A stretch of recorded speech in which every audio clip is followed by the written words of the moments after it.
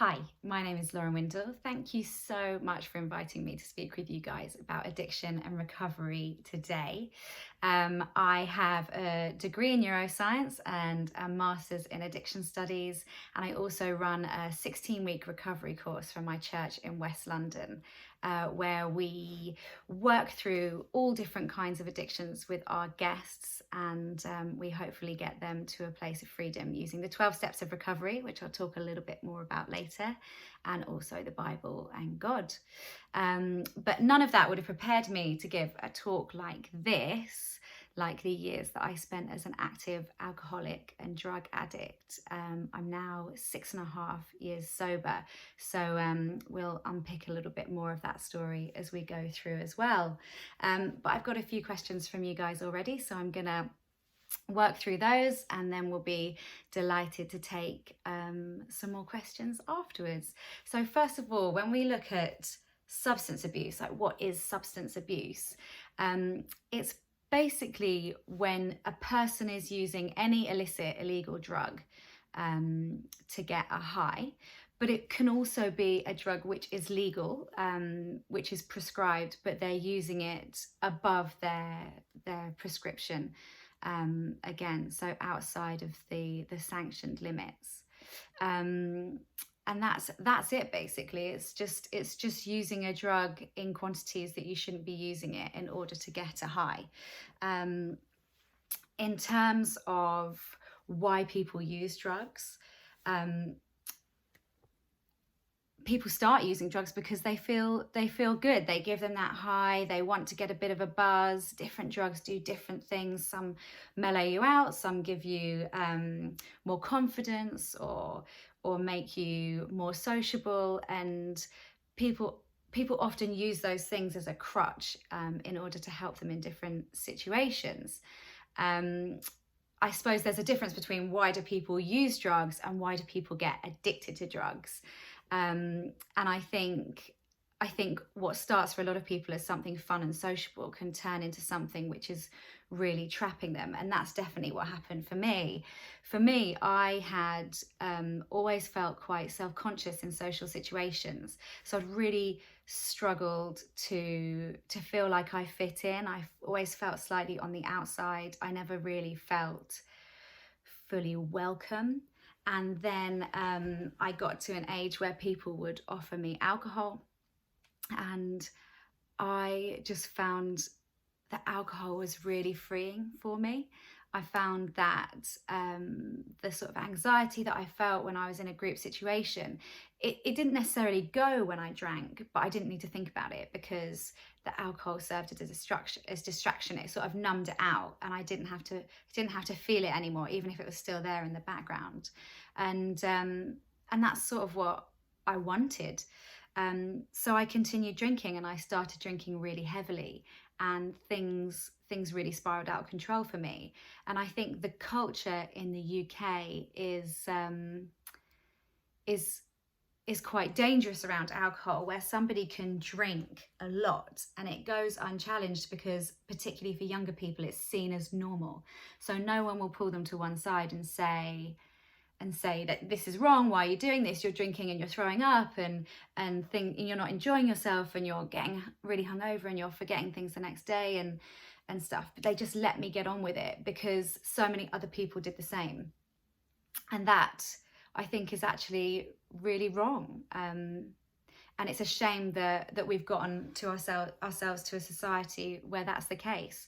So I carried on drinking for a number of years, and then got into a relationship which was really destructive and controlling. And then we broke up, and I didn't really know what to do with myself after that. So somebody offered me some drugs, and I was in the hospitality industry working in restaurants, so it's all very fast paced, and you worked hard and you played hard. And I accepted them. So I started taking cocaine, which is a stimulant. So it gets your heart pumping. It keeps you up longer.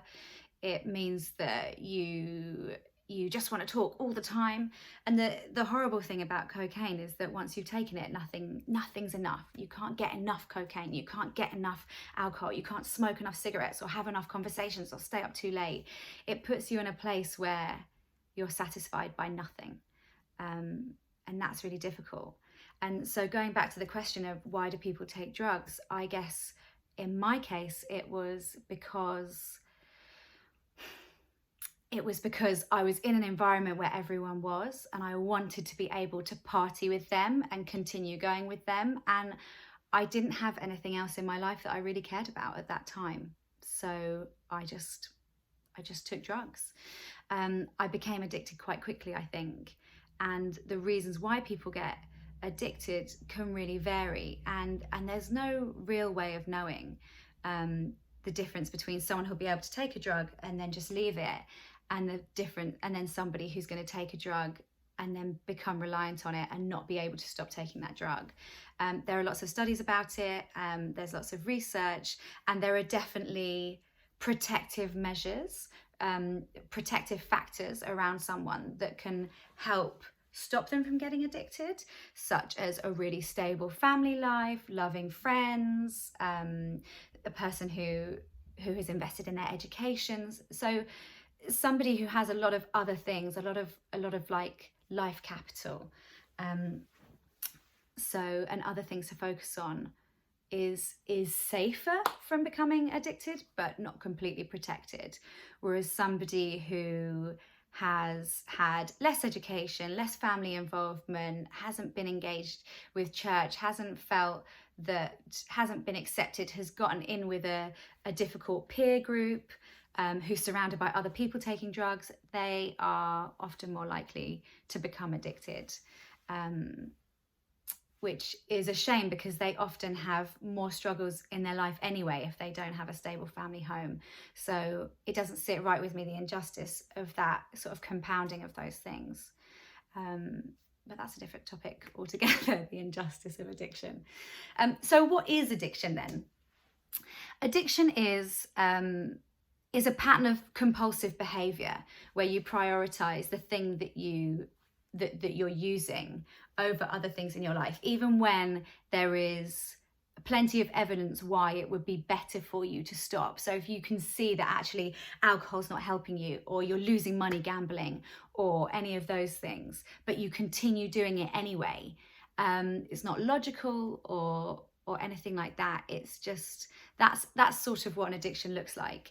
If a person is trying to work out if they're addicted to something, there are plenty of tests and questionnaires that you can take online, but that's often a very personal thing that you've got to ask yourself. And I think that it's not a problem until it's a problem. And if it's coming in between your relationship with yourself, your relationship with your friends, with your family, with God, if it's disruptive for your work, then I think you need to ask yourself some questions. And often what people will do is that they'll identify that something's a problem, and then they'll take steps to try and stop doing that thing. So they'll try and stop drinking or taking drugs or gambling. And if they are in a place where they find that they aren't able to adhere to the boundaries that they've put in place for themselves, that's when you need to start exploring the idea that could be an addiction, I think.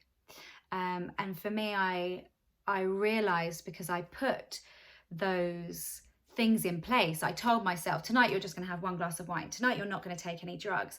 And time again, I wasn't able to live up to that. And it became like a cage that I was trapped in, like a battle I was having against myself. So when I was in the mornings, or when I was hungover, or when I was sober, or when I was heading out to see friends, or to go for drinks, or to go on a night out, I would tell myself, this is the boundary. And then I would just be locked in this battle with another side of myself that's going, no, go on. Just one more, it won't hurt. You can start giving up tomorrow. One more day, it's not going to kill anyone. One more glass of wine. You'll be fine with one more glass of wine. You won't pick up any drugs. And then I always would, and I'd always lose that battle. And that became really devastating for me and really difficult. So that's sort of what addiction looked like in my life, and that really spiraled out of control. And I could see reasons why I needed to stop. I could see that it was affecting my relationships. My friends were worried about me, I wasn't turning up to work on time, and people at work were worried about me as well. I wasn't washing properly. I started to get physical symptoms, like my fingers and toes would get numb, and I got nosebleeds, and I had terrible memory loss as well. And all of those things. And I just rarely looked after myself at all. And I remember on occasional days when I would look after myself, I would jump in the shower and have a hot shower, and I'd moisturize my skin and put on clean clothes. And I really associated that with feeling like I'd looked after myself that day. But I only did that maybe once a year, twice a year at most. So that's how often I was looking after myself during that time. So one of the other things that I was going to explore is the idea of sort of mental health and addiction. And actually, it's tough because often things like depression and anxiety can come hand in hand with addiction. And I know I said at the beginning that it was social anxiety that I felt was a stepping stone to me towards addiction. And there is a lot of evidence that there's this comorbid relationship between mental health and addiction. For me personally, I definitely felt depressed. But it's difficult when somebody is addicted to a substance to know whether that depression is organic and it predates or is separate to the addiction, or if it's just a case of they are taking chemicals which cause an imbalance in their brain. So a chemical that will make you high, high, high, and then low, low, low. So actually, does your brain ever get a chance to work out what its mood actually is? Of course, your mood will be very unstable if you are elevating it with drugs and then crashing down afterwards. So it probably took a year or two into sobriety for me to stop feeling those levels of depression, and for me to sort of even out. And I'm not sure if that's because I was depressed because that's where I was at, or whether that was chemically induced. But I feel very grateful not to still struggle with the depth of those feelings now, the depth of that sort of depression now. Because it's very difficult, and it's very difficult for people who have a mental health problem and who struggle with substance abuse to get help, because often in the UK they'll turn up to drug and alcohol services and they'll be told, no, you won't need to take drugs if you sort out your mental health. And then they'll go to mental health services and they'll say, oh, you wouldn't feel depressed if you stopped drinking, so go back to drug and alcohol services. And it's just this cycle, and they sort of fall between these two stools and don't get the level of support that they need. And I feel really passionately that that's not okay.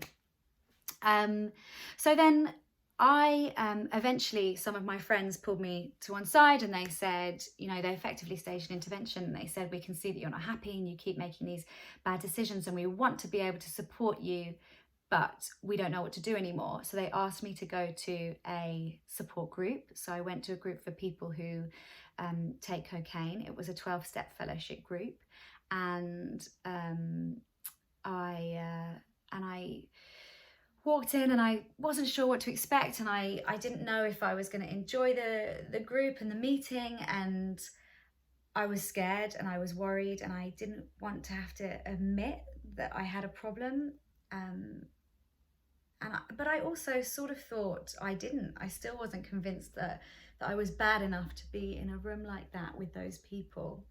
But when I got there and I heard them speaking and I heard them talk about the situations that their life had gotten them into, that's when I realized that I wasn't alone, and that I wasn't the only person who had felt this way, and I wasn't the only person who has struggled with these things and felt so desperate and so trapped, and had kept promising themselves that they weren't going to do it again. And it was amazing to have that connection with those people and to hear their stories and to have their support. And they took me for lunch after that meeting, the women in that meeting. And one of them turned to me and said, do you know, I moisturize every day now. And I just thought, wow, imagine taking the time to care for myself like that, and not just being hungover and drunk the whole time, but actually being able to look after myself in that way. I just thought that was spectacular. I was so so convinced that was amazing. And for me, that was really God put that there for me, because it's something that no one else would think was that important. No one else would recognize as a big deal at all. But for me, those words meant everything. They were a signal of something that I've been missing, that I've been wanting all that time. And it was like a light bulb went off, and I thought, I've got to fight for this. I've got to fight for a life where I moisturize every day.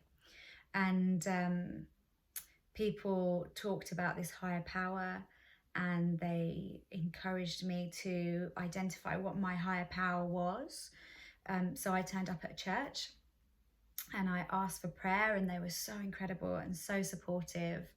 I was so pleased that I got to share my journey with them, and I walked with them for the next year and a half or so whilst I was at that church, and I got baptized there as well. And that was so special as well. They were so gentle with me in that journey as I sort of learned about what faith was, and what my faith was, and what Jesus could do for me and God could do for me in this time. And I really feel like my life was saved. And from that first meeting, I never drank again. And for me, recovery is recognizing just all of the amazing gifts that normal life has to bring. And sometimes those gifts can be painful. Sometimes it can be heartbreak. It can be the disappointment of not getting a job I wanted, or of not getting grades I wanted, or something like that. But it can also be amazing moments with family, because I'm present and I'm able to experience them. It means organising breakfasts with people and knowing that I'll be able to turn up, because I never used to. If I organised a breakfast, I would cancel because I'd still be drinking, or I'd be too hungover or on a come down to turn up. It means, being available for people. I've been asked to be a godparent 3 times now. So people trust me to support their children even, and I never would have had that before because I just wasn't trustworthy. So recovery isn't waking up every day and fighting myself not to drink and take drugs. And at first it was, and the first few months were very difficult, and it is all difficult in its own way. But the first few months, I was never sure if that day I was going to drink, or if that day I was going to relapse and take drugs. And it was a white knuckle thing, and I had to choose every moment, every hour not to do that. And that was very hard. But in time, I stopped having to fight myself. I stopped having to make that active choice, and it just became my life, not drinking. And I thought that I would be substituting the misery of addiction for the misery of abstinence. But what I found is life in its truest, realest form. I am so grateful for my sobriety. And so for me, I found that through the 12-step fellowships, which is a process which is based on biblical principles, where you identify that your life was unmanageable when you weren't handing over control of it to God. And then you look at where life has taken you, and you take responsibility for those things, for those decisions, for those actions, for the way that you treated people, and for resentments and fear that you've built up within that. And you identify those things, and you hand them to God, and then you make amends to people where you've been wrong, and you clean your side of the street, and you make sure that you have apologized where necessary. And then you maintain these kind of principles. So you make sure that you are constantly sort of taking inventory of where life, of your decisions, and making amends where necessary. And you're always in contact with God, and you take time for prayer and meditation, and to speak to him and to understand his will in your life. And then also you help others, and you continue to speak to other people about what addiction and recovery look like. And that's how I found recovery, and that's what I've done to maintain it. And that's it. And these days, as I said, my life is so different, and I get the gift of being able to communicate that with people like you. I get the gift of moisturizing every day and taking time to look after myself. And that's it. And I am so grateful to my friends, to my family, and especially obviously to God for inviting me into this journey of recovery and giving me this fresh new life. Thanks so much.